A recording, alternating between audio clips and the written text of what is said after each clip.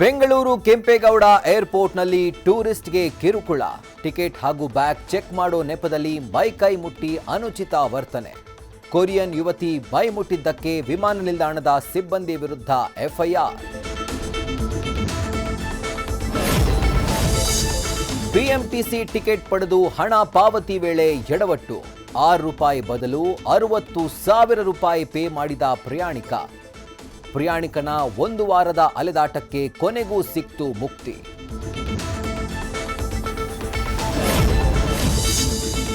ಮ್ಯಾಟ್ರಿಮೋನಿಯಲ್ಲಿ ಯುವತಿಯರಿಗೆ ಗಾಳ, ಲಕ್ಷ ನಾಮ ಹಾಕಿದ ಕೇಸ್.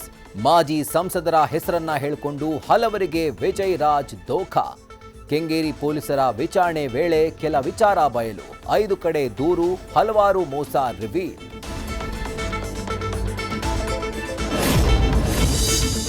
ಚಿತ್ರದುರ್ಗದ ಬಸ್ ದುರಂತದ ಬಳಿಕ ಕೊನೆಗೂ ಎಚ್ಚೆತ್ತ ಸಾರಿಗೆ ಇಲಾಖೆ. ಖಾಸಗಿ ಬಸ್ಗಳಿಗೆ ಸ್ಟ್ರಾಂಗ್ ವಾರ್ನಿಂಗ್.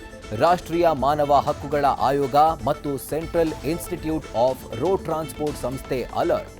ಪ್ರಯಾಣಿಕರ ಸುರಕ್ಷತೆ ಕುರಿತು ಗೈಡ್ಲೈನ್ಸ್.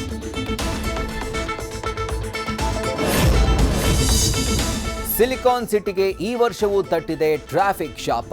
ವಿಶ್ವದ ಸಂಚಾರ ದಟ್ಟಣೆ ಲಿಸ್ಟ್ನಲ್ಲಿ ನಗರಕ್ಕೆ 2ನೇ ಸ್ಥಾನ.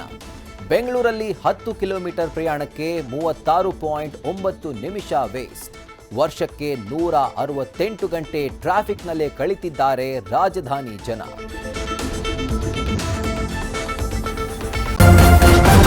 ನ್ಯೂಸ್ ಫಸ್ಟ್, ನಿರ್ಭೀತಿಯಿಂದ ನಿಮ್ಮ ಪರವಾಗಿ.